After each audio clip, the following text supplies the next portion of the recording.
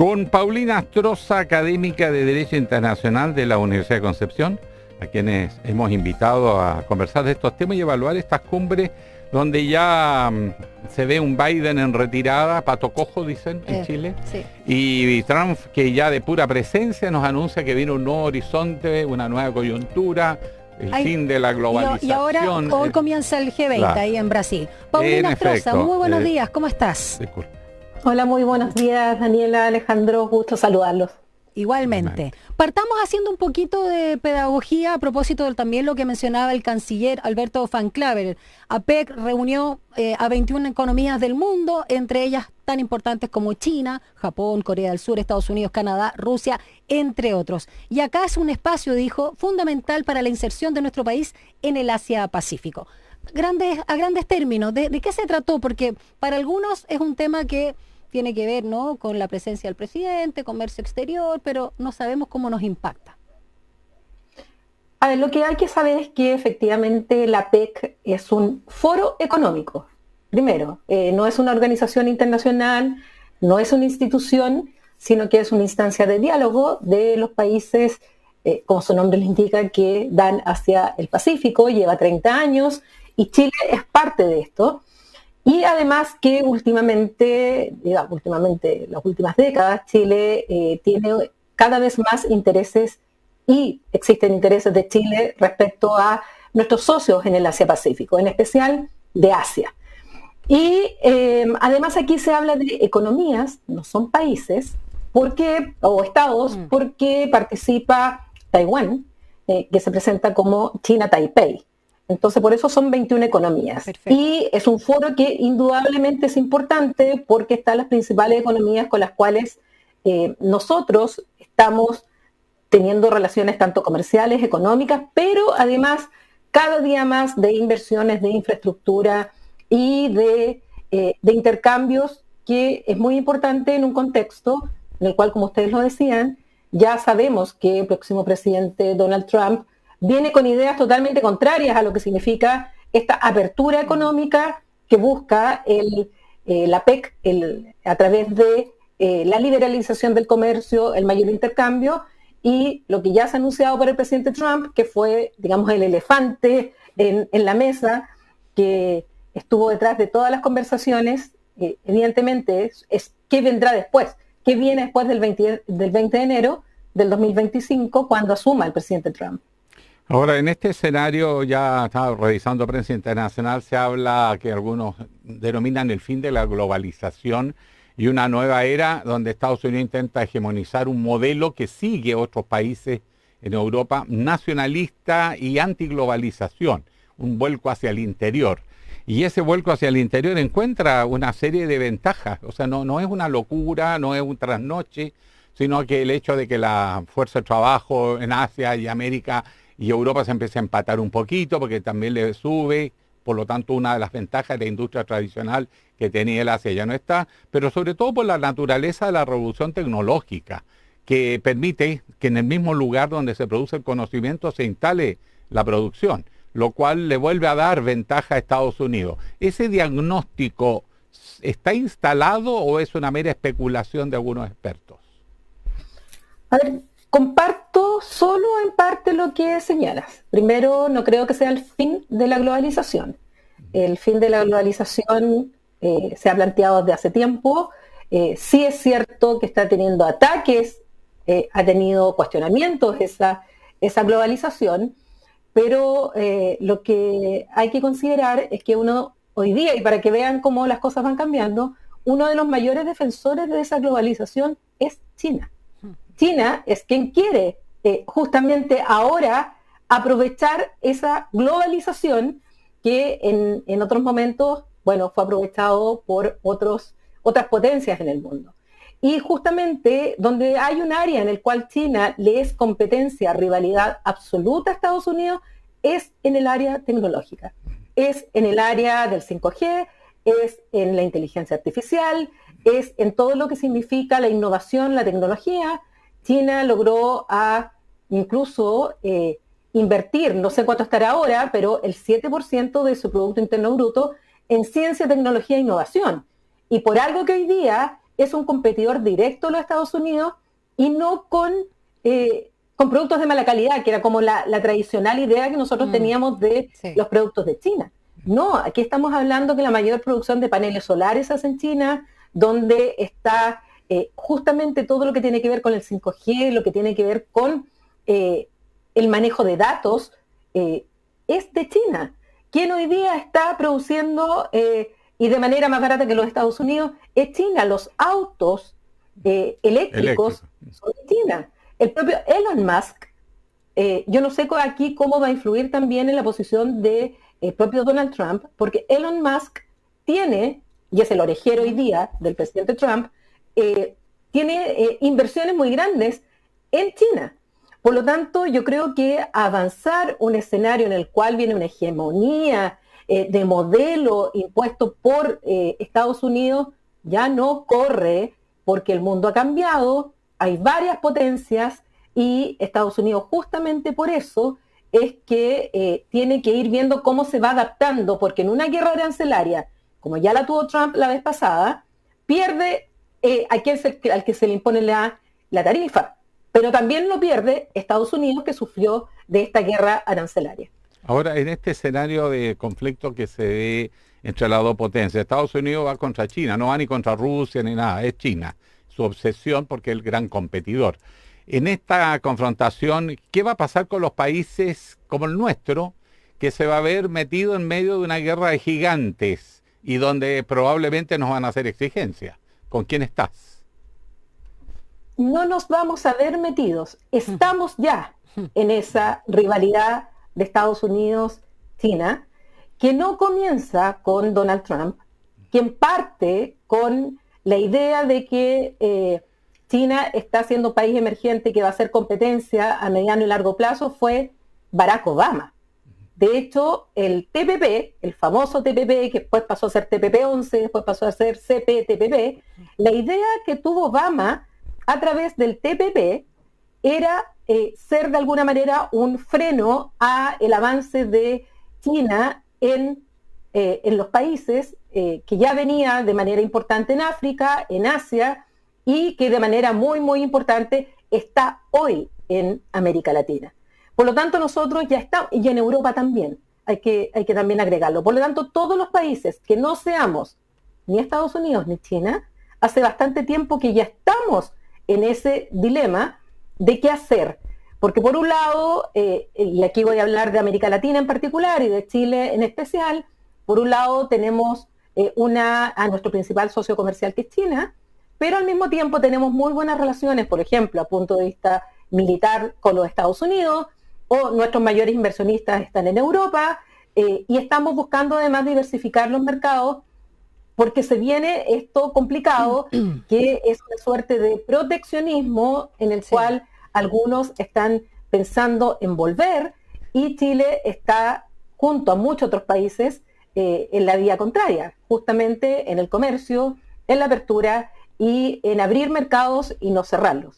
Estamos conversando con Paulina Astroza, docente de Derecho Internacional de la UDEC, que nos está explicando también ahí la importancia de lo que ha sido esta reciente APEC ahí en Lima, Perú. A propósito también de China, en este contexto global más amplio, hablemos también de las exportaciones de nuestro país, porque veíamos, ¿no?, por supuesto, los fuertes que tiene esta economía, de las 21 que están participando en esta APEC que finalizó. Y por otro lado, Canadá. Explícanos también por qué es tan importante para nuestro país a propósito de las inversiones extranjeras de Chile ahí. Bueno, nosotros tenemos un tratado de libre comercio con Canadá después de haber fracasado nuestro ingreso al NAFTA. Y nosotros tenemos un tratado tanto con Canadá, Estados Unidos y México. Y Canadá, por un lado, obviamente es uno de estos países que se llaman como similares, que tenemos ciertas ideas muy en común respecto a lo que es la política exterior, sobre todo, y al desarrollo económico. Canadá, además, tiene una importante comunidad chilena en ese país. Por otro lado, no solamente con Justin Trudeau, que es el actual primer ministro, sino anteriormente, Chile siempre ha tenido una buena relación con Canadá. Canadá también se caracteriza por ser como el socio amable, con el cual todos los países también tienen una una relación, si se compara la relación con Estados Unidos. Por eso se habla de él como el socio amable.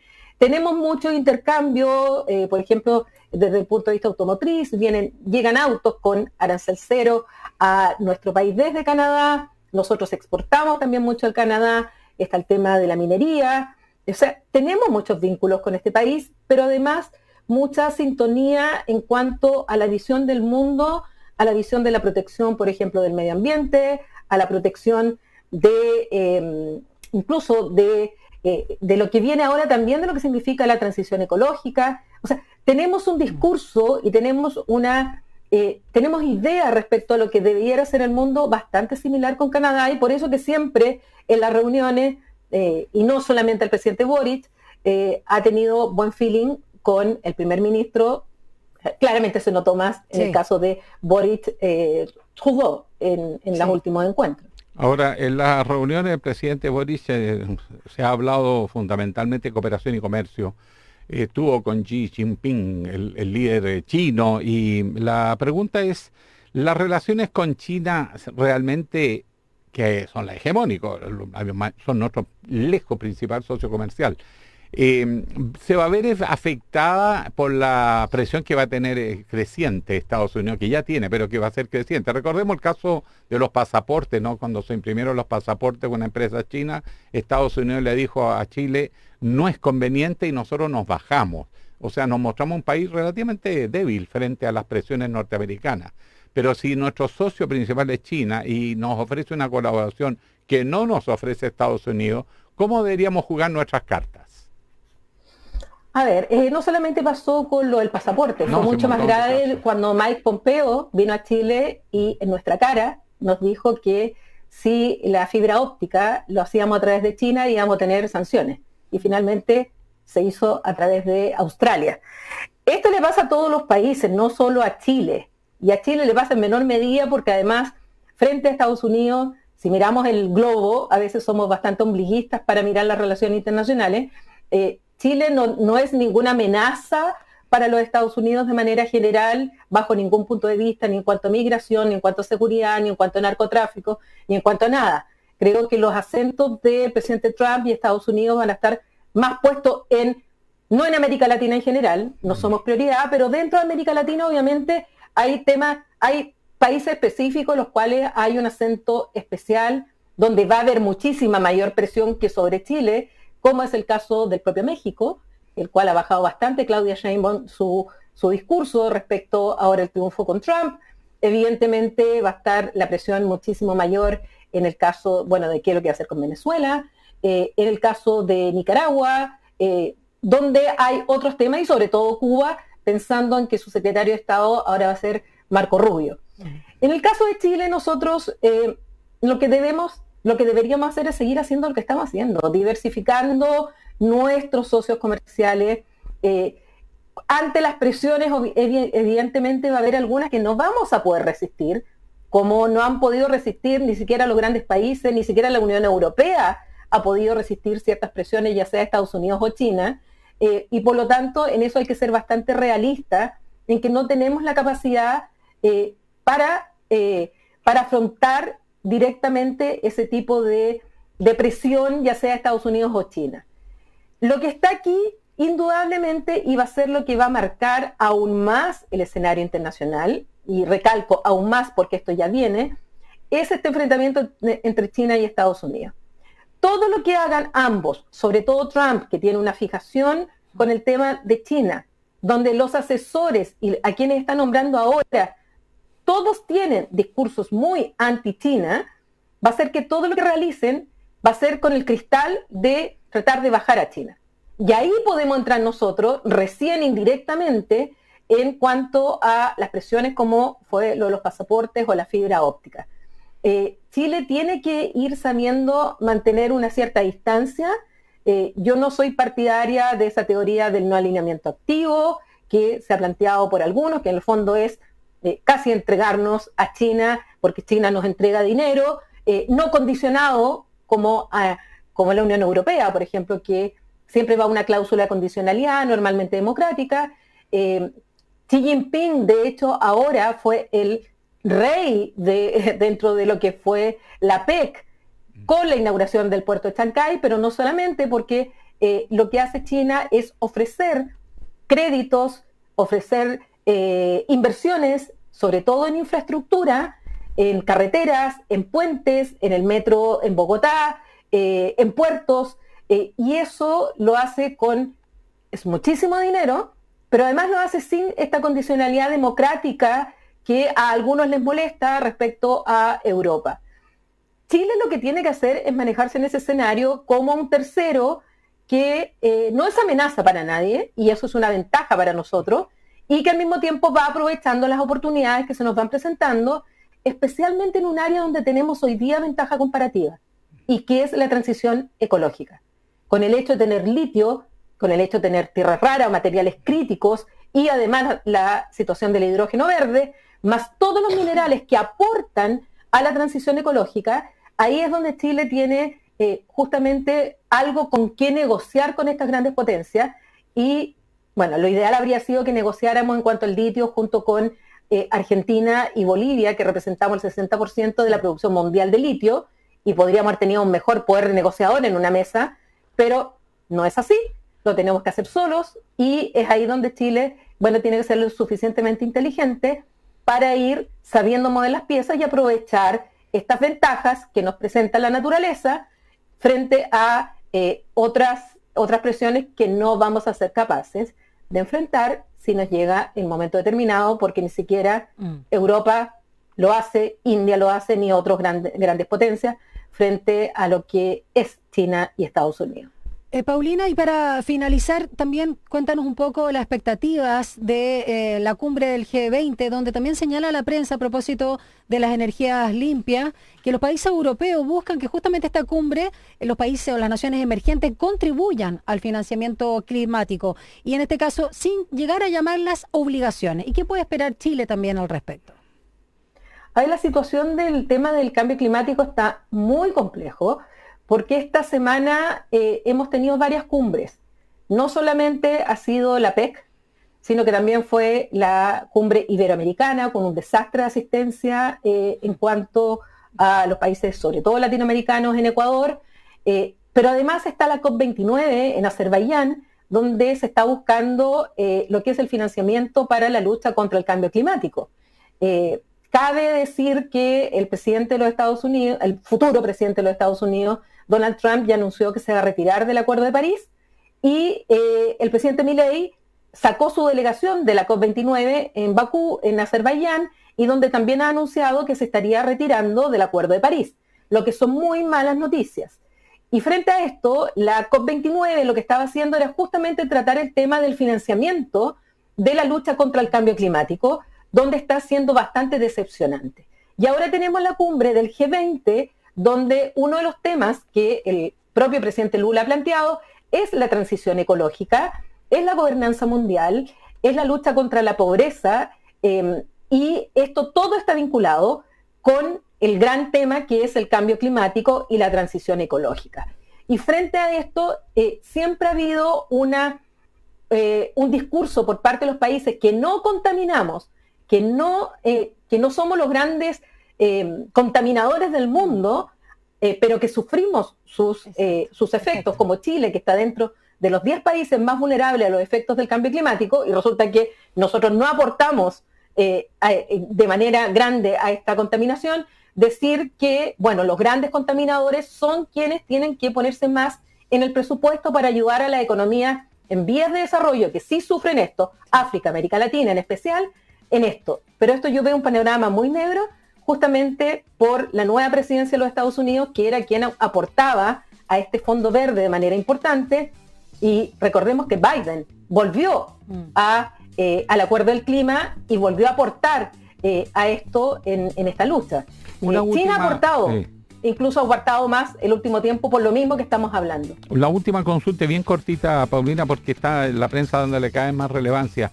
La autorización de Joe Biden para el uso de misiles de largo alcance a Ucrania para usarlas contra los rusos. Sí. Eso, los rusos están diciendo que es la antesala de una guerra mundial. Obviamente hay mucha propaganda en todo esto, pero ¿cuán grave es eso? Es muy grave. porque no es solamente Estados Unidos quien ha autorizado esto. Biden lo está haciendo casi terminando su periodo, a puertas de Trump, que ha planteado justamente todo lo contrario. Es contrario que se le siga enviando material a Zelensky, sino que también lo ha anunciado Francia y el Reino Unido. La autorización. Lo que estamos hablando de los 3 países nucleares de la OTAN, del occidente. Y era una de las líneas rojas que había puesto Putin, justamente como que esto no lo iba a soportar y que él, a su vez, amenaza con el uso de las armas estratégicas que ya ha movido nucleares en la frontera, sobre todo con Finlandia y con Polonia. Es un elemento muy preocupante, más aún cuando vimos ayer que se intensificaron los ataques rusos a territorio ucraniano, y esta autorización tiene que ver mucho con el hecho que hay cerca de 10.000 soldados norcoreanos quienes estarían dispuestos a luchar contra los ucranianos, lo que obviamente va también con un apoyo implícito de China, y las cosas se complican muchísimo. Sí, es preocupante lo que este anuncio. Muchas gracias, Paulina. Paulina Astroza, docente de Derecho Internacional de la UDEC, la querida Universidad de Concepción. Muchas gracias por haber conversado con nosotros, muy clarita. Muchas gracias. Linda semana. Gracias, perdón por no haberle dado tantas noticias positivas como quería Alejandro. Pero muy clara es lo que está pasando en el mundo. Esperanzadora. Gracias, linda semana. Adiós. Chao. Como los chinos, pragmatismo puro.